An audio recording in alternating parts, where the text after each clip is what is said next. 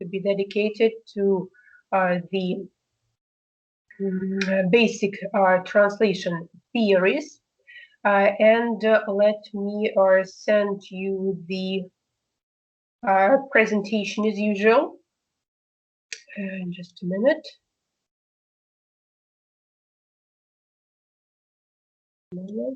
Yes.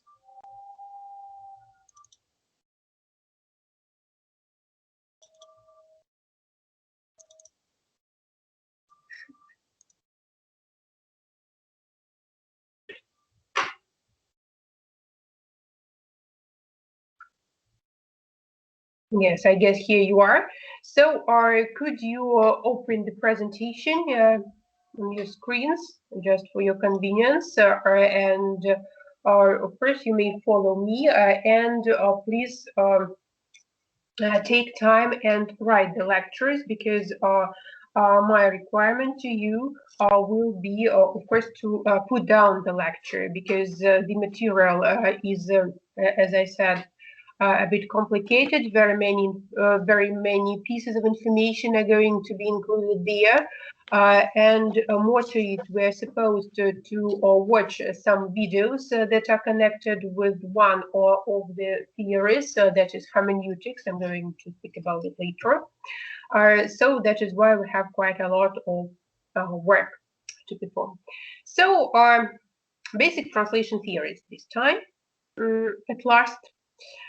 So according to Professor Newmark, and I guess you remember the name pretty well. According to Newmark, translation theory is concerned, any translation theory is concerned mainly with determining appropriate translation methods for the widest possible range of texts or text categories. And it also provides a framework of principles, restricted rules, and hints for translating texts and criticizing translations, and a background for problem solving. So you see a wide range of things to be included in the translation theory. And of course, any translation theory should also be concerned with translation strategies adopted to address difficulties and problems in various complicated texts. So, speaking about a theory and a translation theory in general, we should say that any translation theory does the following. So first of all, it helps to identify and define a translation problem existing nowadays. Second, it helps to indicate all the factors that have to be taken into account in solving the problem. That is, some background information concerning the theory, or when it appeared, why it appeared, yes, and of course the years happen to be the origin of the theory, and so on. Third, any translation theory helps to list all the possible translation procedures, and also it recommends the most suitable translation procedure and the appropriate translation. That is why we need to study the translation theories existing nowadays. Once again, they help to define the translation problems, indicate all the factors that have to be taken into account in solving this very problem, and list all the possible translation procedures. And these things, you and I witnessed in the whole course of the translation theory, yes, that we are studying. And if you remember, we identified problems like, for instance, the translation of absolute nominative constructions, right? So I guess that you remember it pretty well. Then we described the factors connected with it. For example, that the absolute nominative constructions are the things, and this is the category of the English language. It does not exist in Russian, and it is a kind of translation lacuna. Then we listed all the possible techniques in dealing with these very constructions. Consequently, we all and always perform and follow this procedure and the list of factors that any translation theory does. So Roger Bell, so you may see the name in the presentation, Roger Bell rightly maintains that any theory must reflect four characteristics. So first of all, empiricism, that is, it must be testable. Second, determinism, that it must be able to predict something. Yes, so for example, to predict the techniques used in some of the translations, right? Third, it is parsimony, that is, the theory must be simple and economic. And the fourth characteristics is generality, that is, the theory must be comprehensive.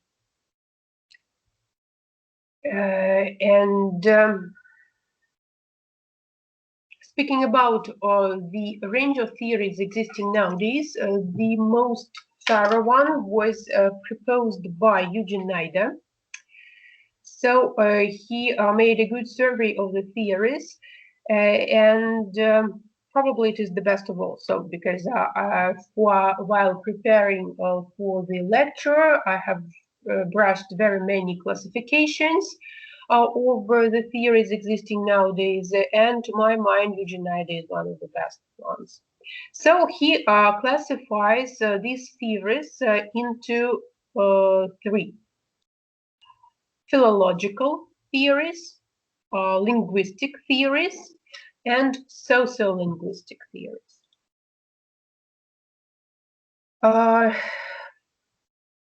Yeah, of course, we have to discuss them all. And right. And we'll start with philological theories. And as the name suggests, they rely on philology as the study of the development of language and the classical literary studies. So, and they are mainly concerned with the comparison of structures in the native and foreign languages, especially the functional correspondence and the literary genres, in addition to stylistics and rhetoric. So all in all, these theories are quite few, and we are not going to speak about them in detail, but nonetheless we have to know that they exist, and they rely on classical literary study and no more. So the second is linguistic theories of translation. And according to Eugene Nida, they are based on a comparison of linguistic structures of source language and target language texts, rather than a comparison of literary genres and stylistic features of the philological theories. So, in fact, these are theories based on the comparison, once again, of linguistic structures of the source language and target language texts. And of course, it is more topical and urgent for us, yes, because we always do this very comparison and perform it pretty well. And the development of linguistic theories is due to two factors. First of all, the application of the rapidly expanding linguistics. Of course, you know that linguistics is more profound nowadays than philology. And of course, the second factor is that there appeared the machine translation, which has provided a significant motivation for basing translation procedures on linguistic analysis. So you see, these theories are quite modern. Further, just let me see the presentation just for me to follow it.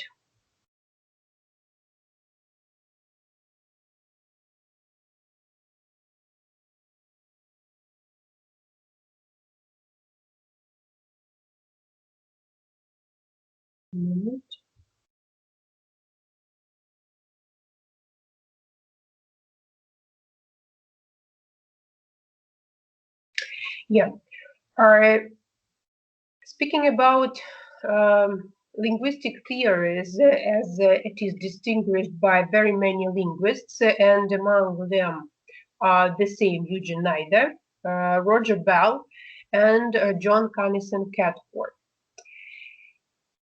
And they state that it is only a linguistic translation that can be considered faithful, because it is one which only contains elements which can be directly derived from the source target or source language wording, avoiding any kind of explanation and cultural adjustment.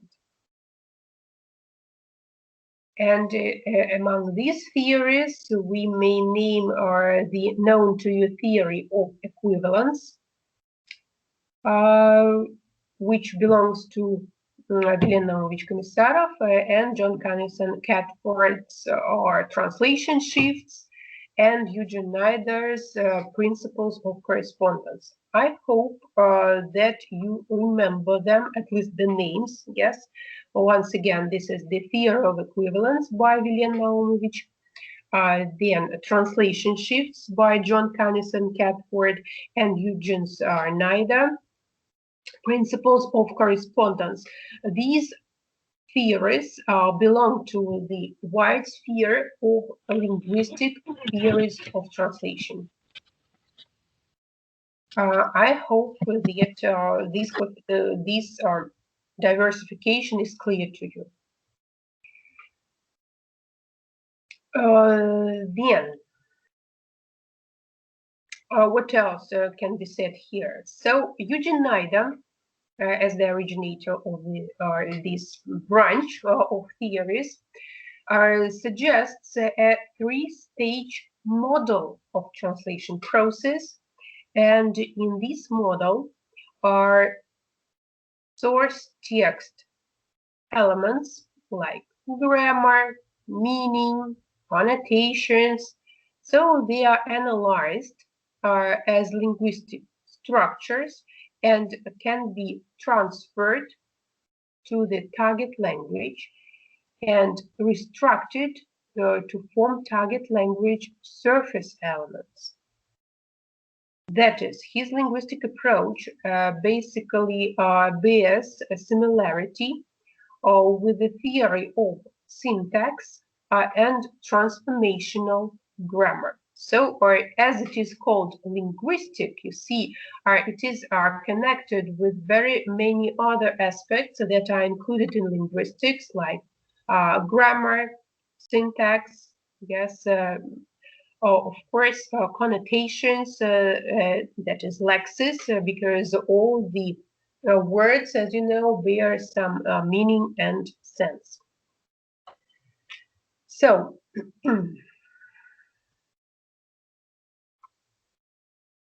speaking about another another classification. No, not classification. Speaking about another type of theories. They are called philosophical theories. And here, the most prominent supporter and founder of these theories is George Steiner, who claims that his book, After Babel, that was written in 1975, is the first systematic investigation of the theory and practice of translation since the 18th century. So just this. So he speaks about the psychological and intellectual functioning of the mind of a translator. So you see, this is another approach, not just linguistics, language, but this is something a bit higher. Yes. So once again, he speaks about the psychological and intellectual functioning of the mind of the translator. And he states that meaning and understanding underlie the translation process. And a translation theory is essentially a theory of semantic transfer from source language into target language. That is, we not just translate meanings and ideas, but we transfer some themes, some senses and ideas from source language into target language. And his approach is called a hermeneutic approach, герменевтический подход in Russian. So it is a hermeneutic approach where hermeneutics is the theory and methodology of interpretation, and especially the interpretation of biblical texts, wisdom literature, philosophical texts, and so on. And hermeneutics is more than interpretive principles or methods, and it includes the art of understanding and communication. So you see, here we are dealing with a more complicated level. So what can we say here about George Steiner and his theory?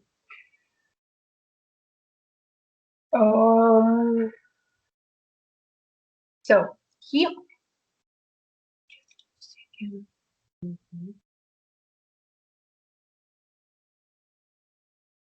yes, he introduces his model in what he calls hermeneutic motion, герменевтическое движение. And he describes the process of literary translation, any literary translation this time, not just biblical texts, as I said, and some wisdom literature. So any literary text may be viewed through this hermeneutic approach.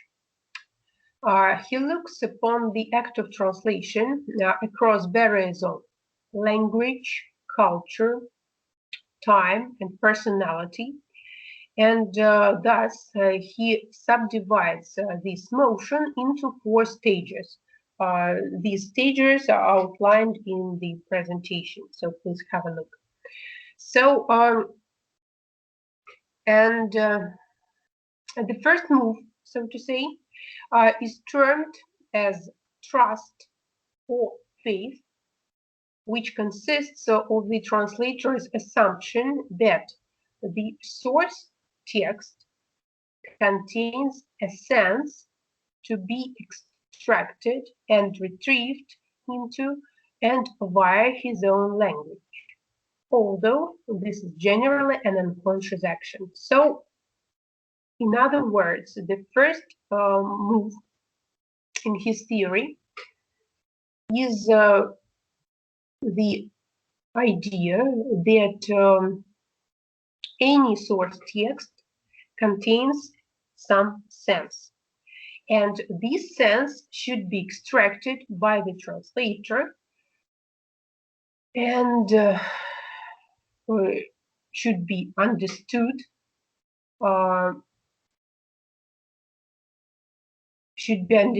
but sometimes, of course, it is unconsciously.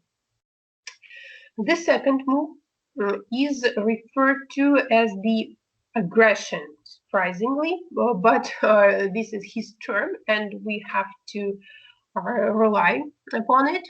So the second move is called and referred to as aggression. And here the translator, so to say, invades, extracts, and brings home the meaning of the original. In other words, the translator invades the foreign territory of the source language text. He breaks the code and extracts the meaning. So you see, during the first move, he just tries to grasp the meaning and sense of the text unconsciously. During the second move, he extracts the meaning, yes, of the text, breaks the codes, and so on. And during the third move, that is termed to be incorporation, in Russian воплощение, that is the embodiment. And here the translator brings the meaning home. And here translation can introduce new elements into the target linguistic and cultural system. That is, during the third move, the translator tries to render the text, and consequently he introduces some new elements into the target linguistic and cultural system. And the fourth and final stage, or move, we may say, is labeled as compensation. That is, maybe, in other words, it may be called restitution or fidelity. That is верность оригиналу, right? If you remember this term, we came across it as well. So the translator here must work to restore in his language what he has failed to recover from the original text. So, you see, these moves are quite complicated, and of course we have to understand them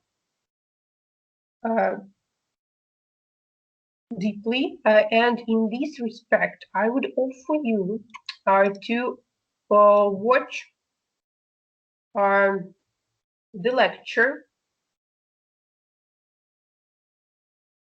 So for the professor, his name is Paul Fry, and his lecture is sure to help you to understand the essence of hermeneutics, the essence of the theory by George Steiner. And here you are with this very link, yes. And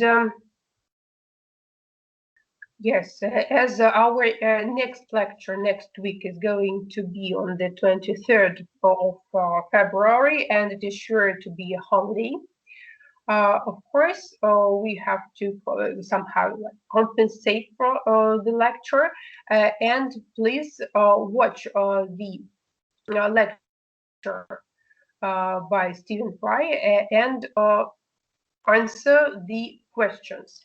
These questions will be in the system by SDO, and of course you will have to perform this very kind of work by the 2nd of March. То есть вам будет на это где-то, получается, да, 2 неделю. So by the 2nd of March, you're supposed to watch this video up to the end, yes, and to be the connoisseurs in the theory of hermeneutics. But we continue, and we have to move further and deal with the theories, just to make the review of all of them existing nowadays. And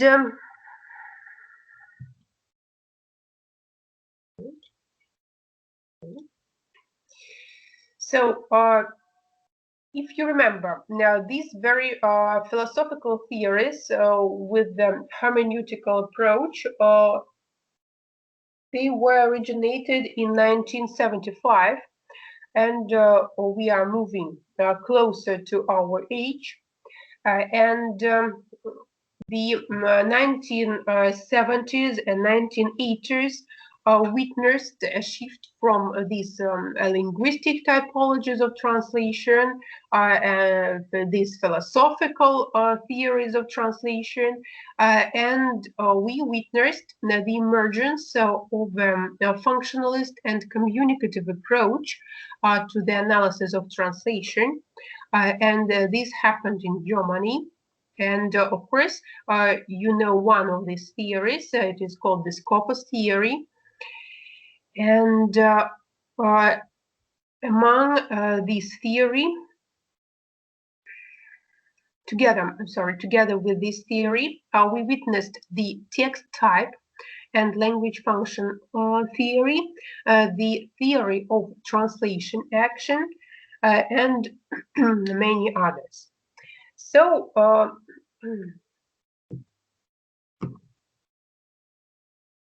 speaking about the Scopus, yes, once again returning to this, because it is a prominent theory, and of course we have to mention it once again.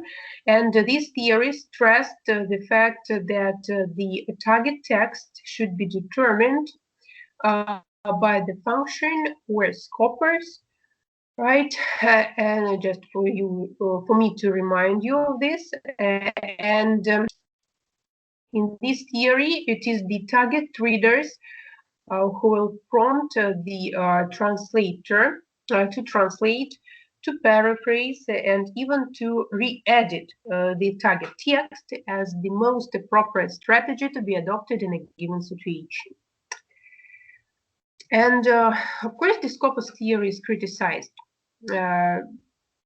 So it is criticized mostly by linguistic-oriented approaches, and on the ground that it is too simple, that it neglects the richness of meaning of words. More to it, another criticism of this theory is that even though translation may fulfill its intended scopus perfectly well, it may nevertheless be inadequate on other levels, like lexical, syntactic, and stylistic. So you see, we may fulfill the function of scopus, yes, the purpose of the text may be rendered, but we may surely neglect these are stylistic, syntactic, and lexical features. And of course, this is the main drawback of the Scopus theory. So further, closer to this very group of approaches, these theories, we witnessed the appearance of a text type theory. So you see it in the presentation, and it is built on the concept of equivalence. And if we resort to this, I mean this very concept of equivalence, it is considered to be a milestone of linguistic theories, yes, existing nowadays, and the theories existed some centuries ago, and scholars argue that equivalence may be achieved on the level of words, as you know, morphemes, sentences, even texts.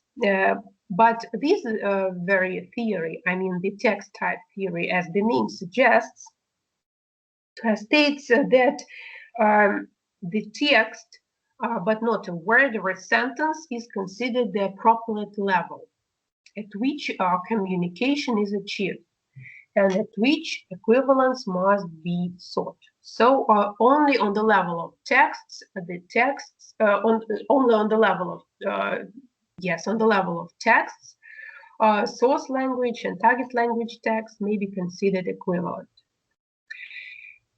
And the follower of this approach was Katarina Rice, and she links the functional characteristics of text types to translation methods. And among all the texts, she distinguished between various text types, and they may be summarized as follows.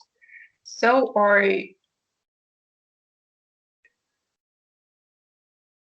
yes, they are here. First of all, once again, the main characteristic of each text type, first of all, it is informative text type that is concerned with plain communication of facts. That is information, knowledge, opinion. So all the texts that offer us some knowledge, some information, they belong to this very type of informative texts. And the second type is expressive text types, and it denotes creative composition, wherein the author uses some aesthetic dimension of the language. So you see, in this very text type, we mean some literary texts. The third text type is operative, and here the purpose is to induce certain behavior, that is, to appeal or to persuade the reader or receiver of the text to act in a certain way. And here we may face the texts of advertisements, like where the main idea is to buy, yes, to buy this shampoo, to buy this toothpaste, and so on. And the fourth text type is audio-medial, and it refers to films, some visual or spoken, maybe again advertisements, but which are supplement for these other text types, because all our texts can't belong to only one sphere. You see, some texts may have some informative features and expressive ones. Yes, some of them may have informative and operative features. Audio-medial text types may comprise the three of them as well, yes, like informative, expressive, and operative. And of course, while translating, we have to bear in mind these very characteristics of texts. And once again, they were given by Katarina Rice. So,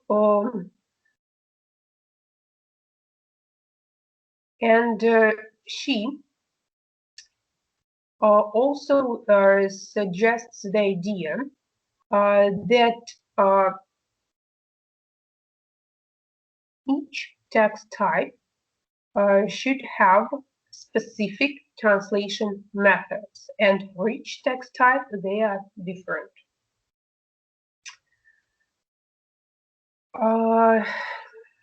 Let's see what she is writing about them. So,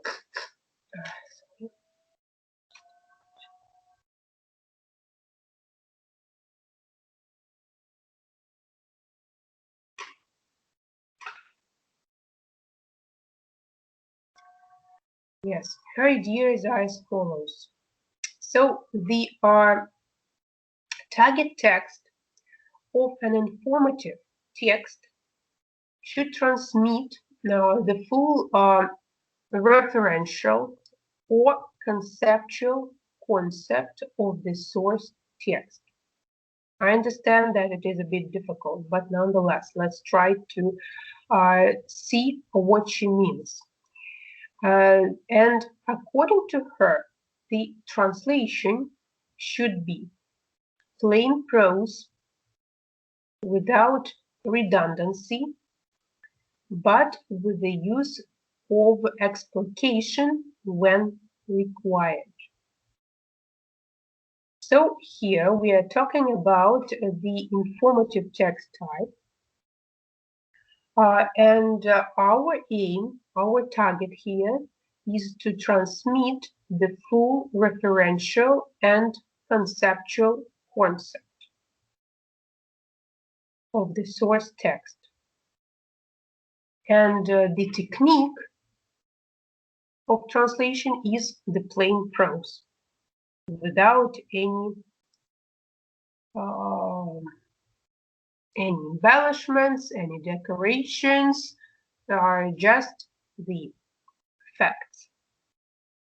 The target text of an expressive text should transmit the aesthetic and artistic form of the source text. And the translation should use the identifying method. That is, the translator adopts the standpoint of the source text author. Consequently,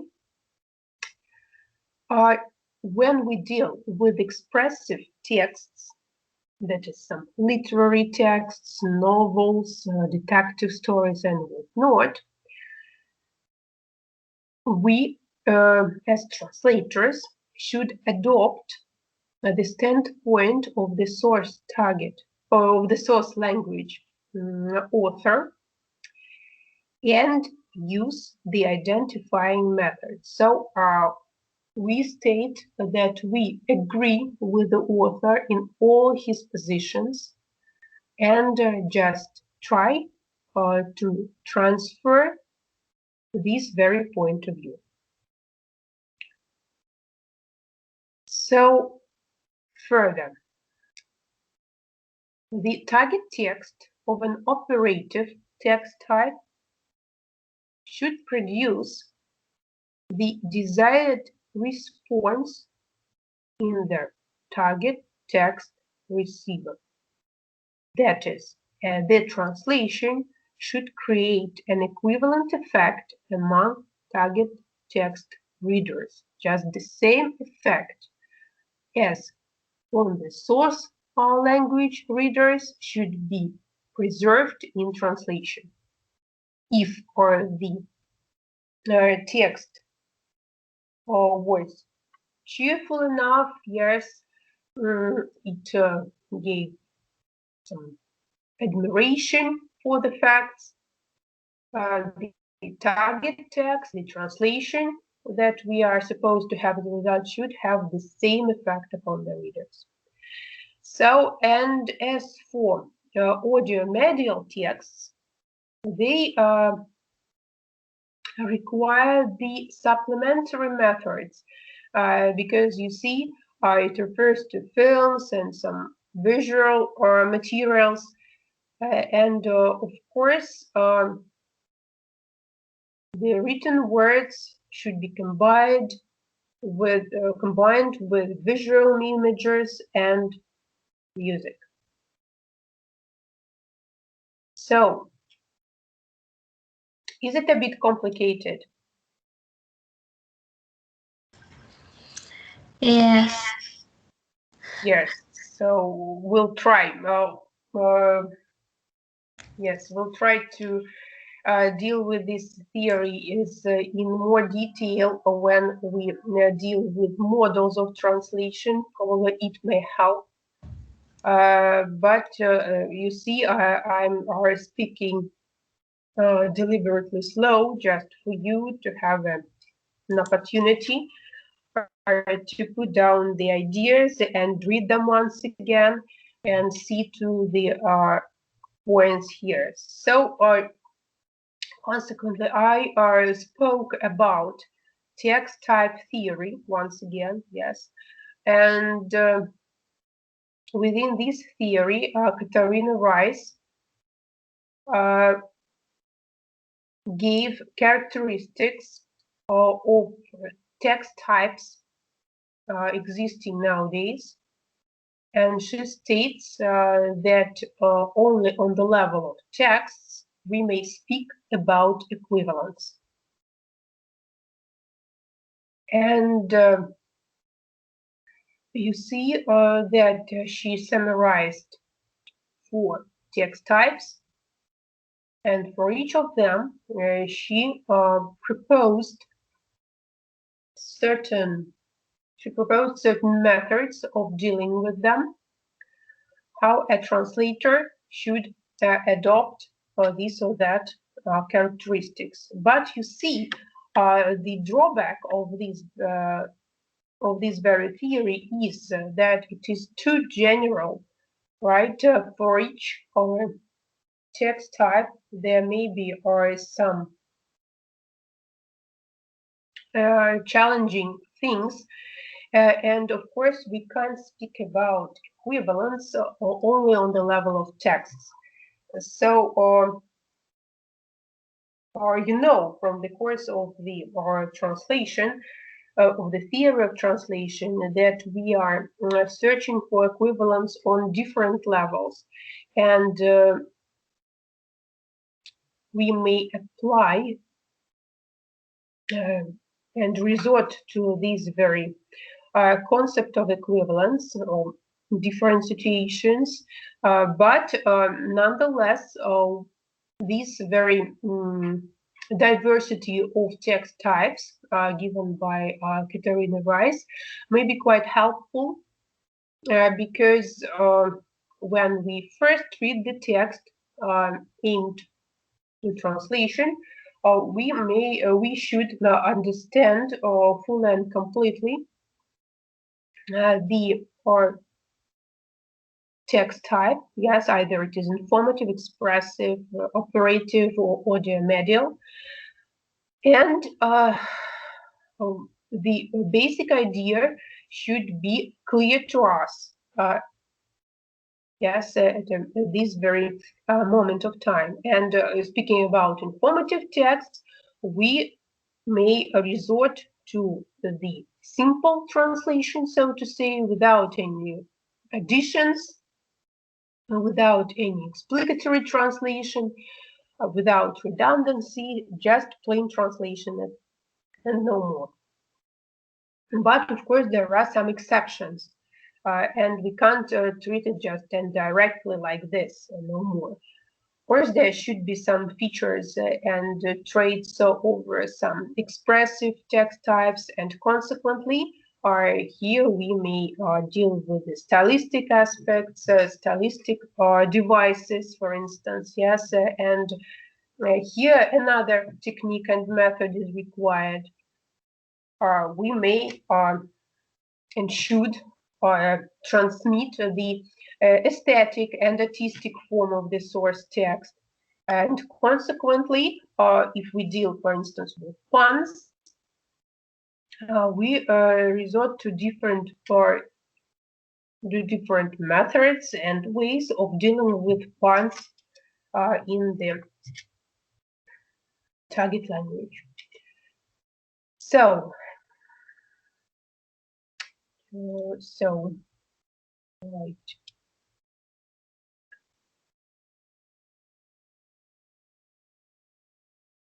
I'm thinking about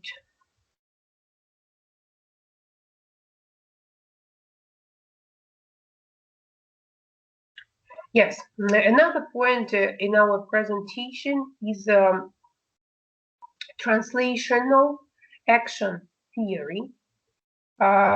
This is the theory viewing translation as a purpose-driven, product-oriented, and outcome-oriented human interaction with special emphasis on the process of translation as a message transmission. Consequently, via this theory, we treat the process of translation as a transmission of a certain message. And the theory stresses that the target text should be functionally communicative for the reader. That is, the form, the genre of the target text, for instance, must be guided by what is functionally suitable in the target text culture. And it is, of course, determined by the translator where he is the expert. That is, according to this theory, the translator is the expert in the translational action. And his role is to make sure that the intercultural transfer from one language into the other takes place satisfactorily. And here, the follower of this theory is Christian Nord. And she says that translating and the translation process is essentially a purposeful activity. And that is why she is a follower of the theory that you have already studied, and we have already studied with you. This is the Scopus. So, or you see, the translation action theory and Scopus are closely connected. Yes, are closely linked together. But nonetheless, we have to bear in mind that this theory exists, and within the translational action theory, within this theory, the translator is the main person. It is not just the transmitter of information. No, the translator is the expert in the translational action, and his role is to make sure that intercultural transfer from one language into other is to take place, and it is done satisfactorily. This is this. So, yeah, do you have any questions to me? Because we only touched upon some of the theories, and next time we have to continue with them. But for the time being, what are your questions to me?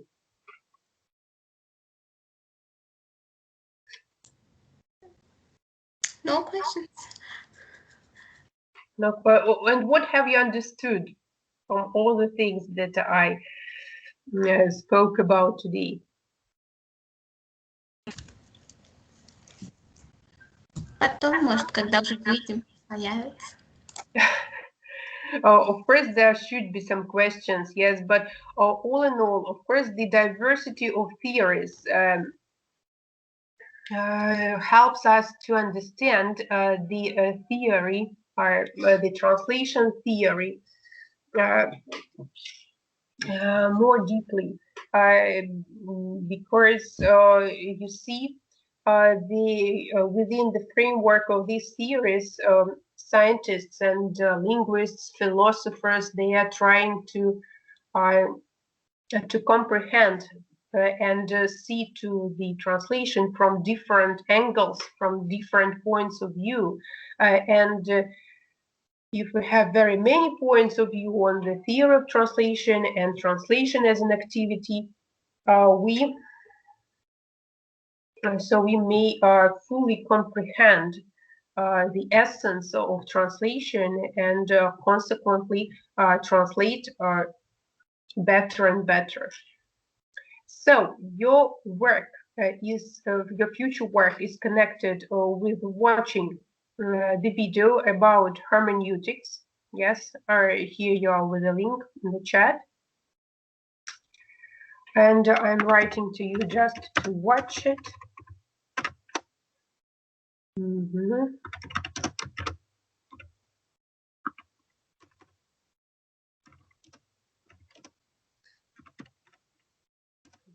To watch handwriting and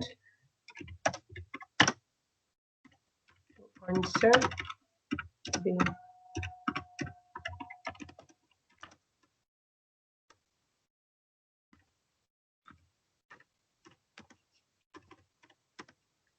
ссылку на СДО я вам пришлю на почту. But for the time being, I'm writing this. Just the video to watch and to answer the questions in the SDO system. Okay. Okay, so this is all for the time being. Again, you've got some time for putting down the things. That I read to you today. And all in all, thank you for your attention and have a nice day.